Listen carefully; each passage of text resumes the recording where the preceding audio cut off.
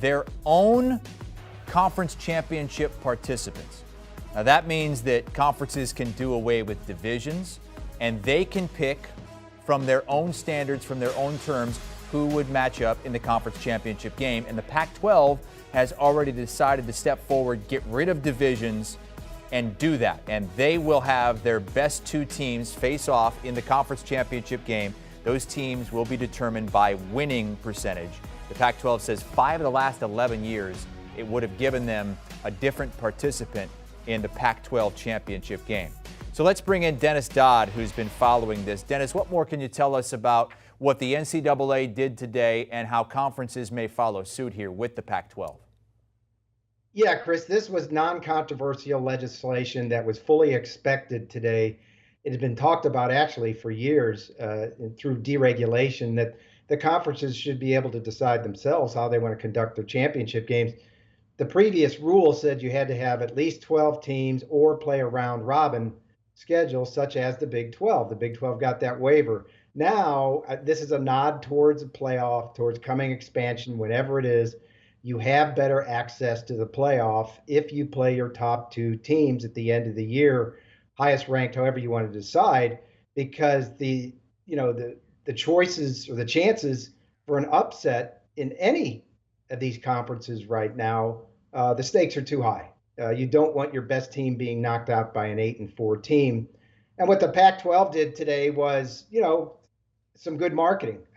We knew this rule was going through today. They announced that they're going to start in 2022. Couple of things with that, though. It's going to be really awkward to tell one of these division champions, or maybe both, that congratulations on that Pac-12 North championship, but you're not going to play for the conference championship. That's what this means for this year. They're still going to keep the divisions now because it's so late. They have to.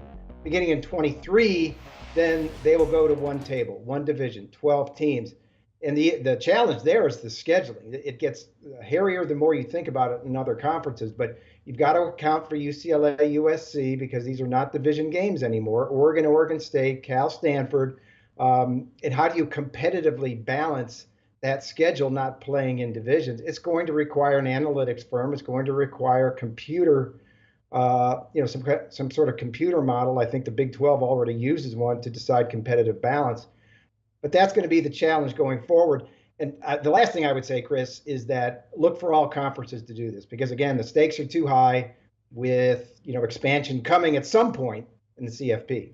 Yeah, that was my biggest question as a college football fan, and I'm a Big Ten fan. They have 14 teams. The SEC is going to have 16 teams soon.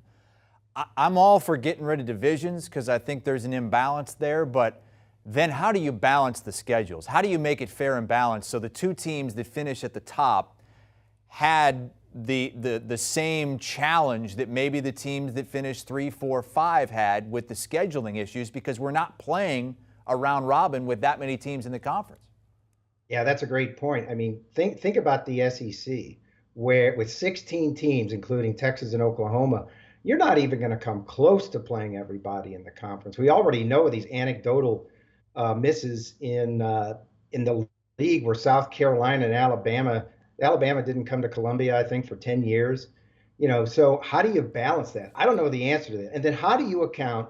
Florida has to play Georgia. Auburn has to play Alabama. Everybody wants to play Texas and Oklahoma, including Texas and Oklahoma playing each other. How do you weave that in and make it fair to everybody? That's a Rubik's Cube for the SEC.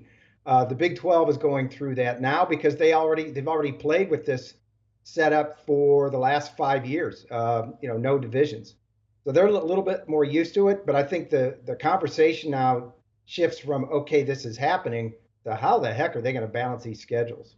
Pac-12, the first to step forward and say they will eliminate divisions, not for this season, but 23 and moving forward. And for this season, it's just going to be the teams with the 2 highest win percentages that they're going to say, hey, these 2 are going to play in the conference championship game, whether or not you won your division or not. Big 12 already does something like this. We'll see what the Big Ten, the SEC, and the ACC do moving forward. Dennis Dodd with us here. You'll have something to talk with Marcus Freeman, the new head coach in Notre Dame, about. He doesn't have to worry about that at this point, with Notre Dame being one of the few remaining independents in college football. Cover 3 podcast for all things college football all year round. Check it out wherever you get your audio. Do you want a sports network that delivers everything that matters about the game? The highlights, the picks, the instant analysis, no yelling, no fake debates, no politics. Hit the subscribe button and never miss a moment.